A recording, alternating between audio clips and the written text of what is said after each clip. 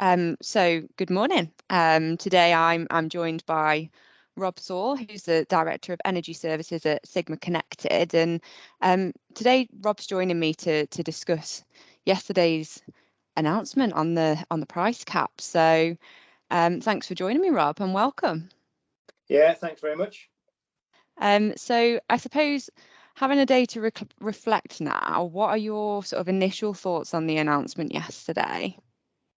Yeah, I mean, it's a huge increase. And I think as the months have gone on, the increase and the size of the increase has kind of gone up. And it did get to a point maybe a month or so ago, where it was predicted to be, it could be as bad as £700. And that's what we learned yesterday. So, on average, the increase for consumers is going to be £700 a year. And of course, as I saw, you probably saw on TV last night, that's the average. So if your consumption's double that, then the increase is double that. And of course, if it's half, then it's half that. So, we talk on averages on that. But for some customers, that's going to be, a big increase. So, my reflection is it's as bad as it was predicted, which is a huge impact for customers.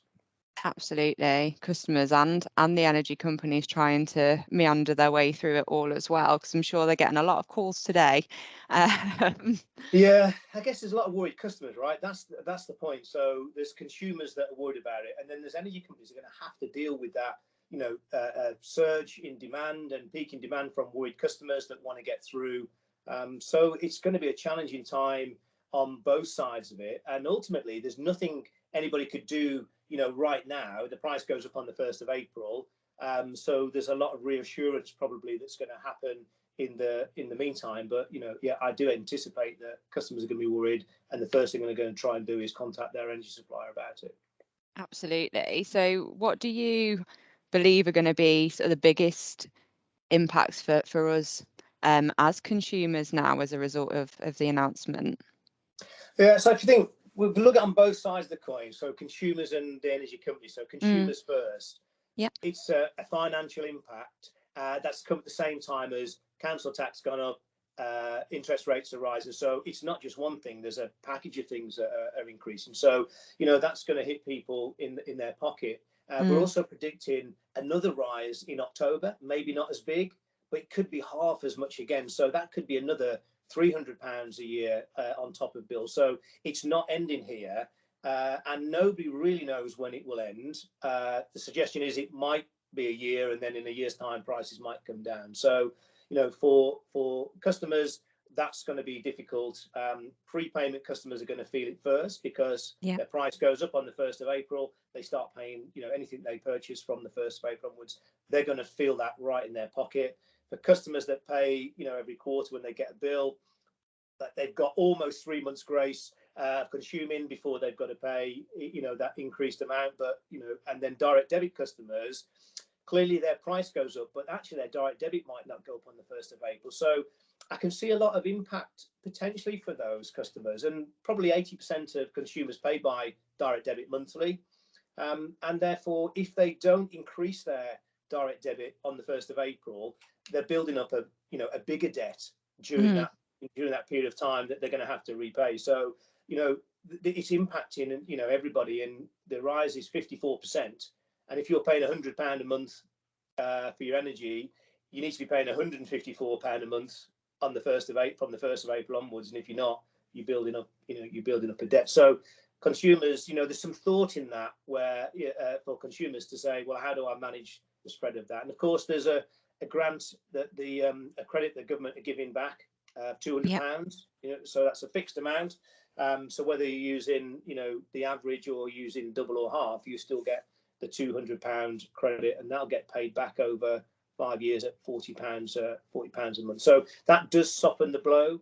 And then there's obviously the warm home discount that will apply to a proportion of the population. So there is a group of the population that you would hope is going to feel the pain the most, is protected in some way from that with that credit. But if for people on that work in families that just live day to day, that don't get any sort of help and benefits, etc., then they're going to shoulder the full impact of that less than £200 credit. So big deal for consumers.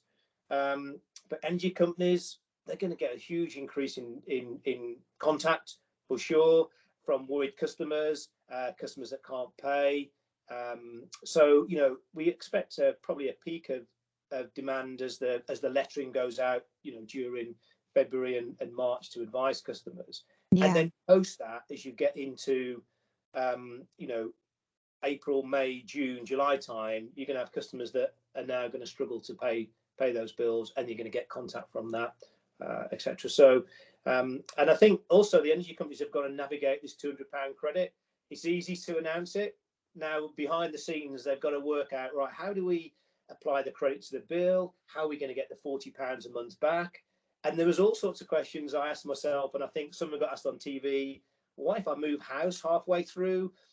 How does that work? What if there's two of us in the house and one of us moves out? So, I know the theory is fine, but then the practice for the energy companies to actually implement that is quite hard work. So, a lot of work for energy companies during this period to kind of work it all out.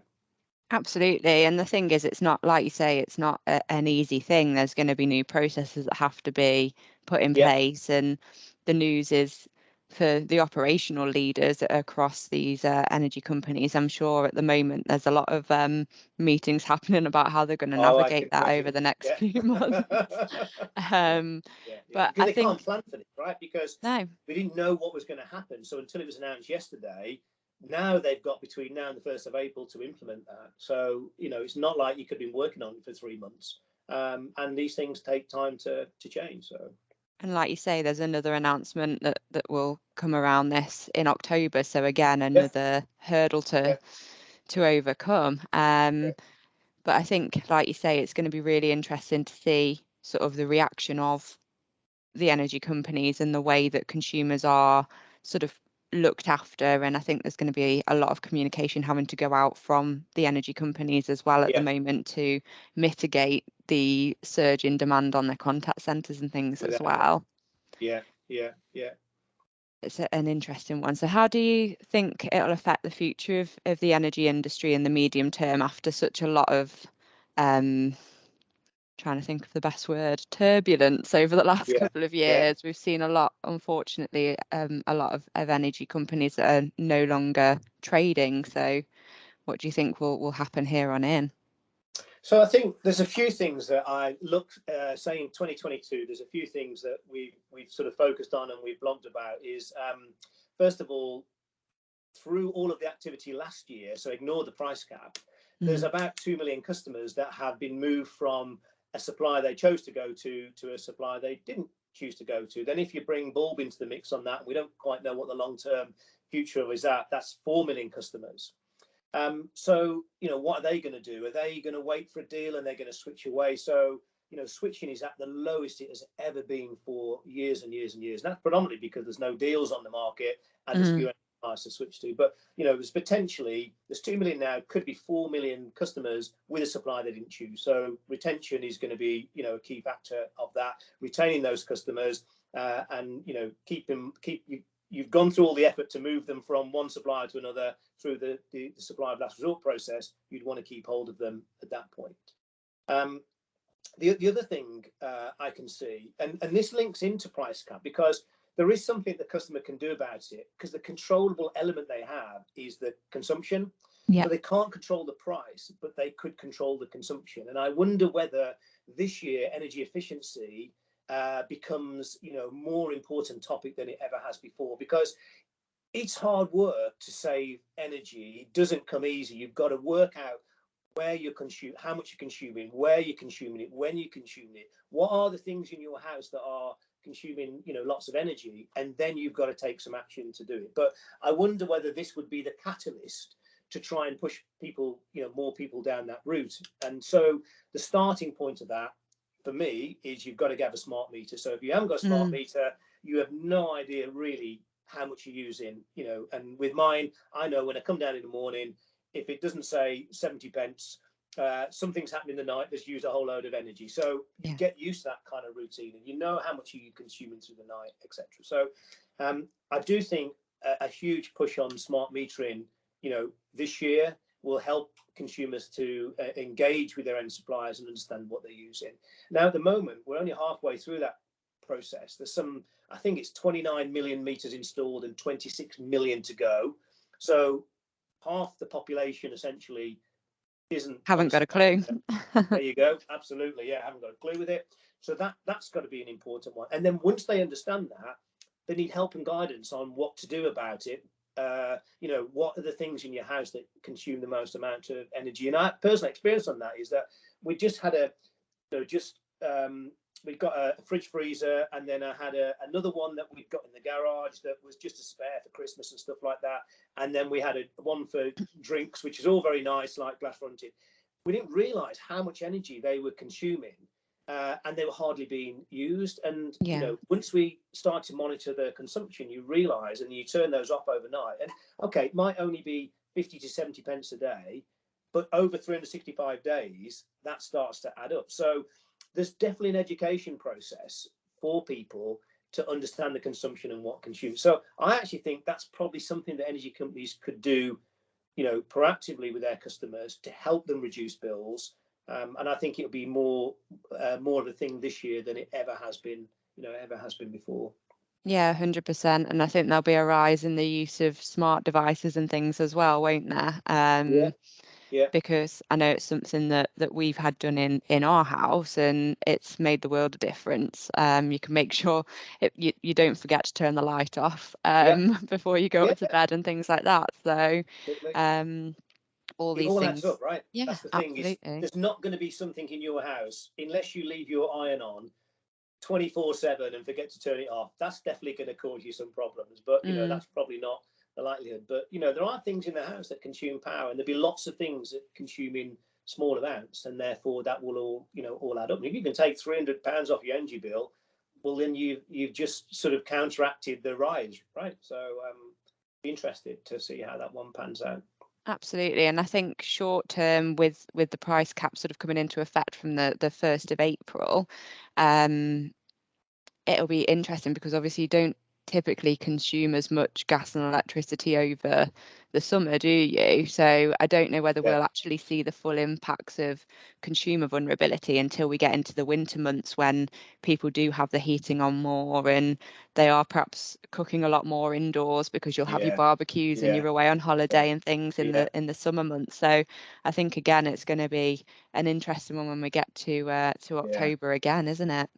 That's a really good point. So I think for particularly maybe prepayment customers and customers that pay on sort of a cash check every quarter, they probably won't, will they? Because they're paying for the demand as it happens. So if they're going to use less gas in the summer, you're right, they're going to feel it probably September time when it starts to get a bit cold, and the first bill after that. So it's going to drag it out, isn't it? You're not going to get all of that demand coming in the first part of the year. And then if you think about what you're saying there, with the second price cap increase they're predicting in October, that's a double whammy, right? So another 20% upon that, just at the point of time when you're going to consume more energy or more gas, then that would be the most painful time for customers, I guess. So it's a long-term thing, isn't it? It's just not something that's going to happen in April. It's going to be through the summer and then going to get worse for the winter, for sure. Absolutely. I think this is just the beginnings of a very interesting sort of 12 months across the industry, and I'm sure we'll be picking up again soon, Rob, to talk about it all again. But I really do appreciate you agreeing to come on and talk to us about this. I know it's something that operationally you've been involved in for many, many years. And I really appreciate your time. So thank you ever so much. It's a pleasure. Good to talk about it. Thank you, Holly. Thank you. Take care. Bye.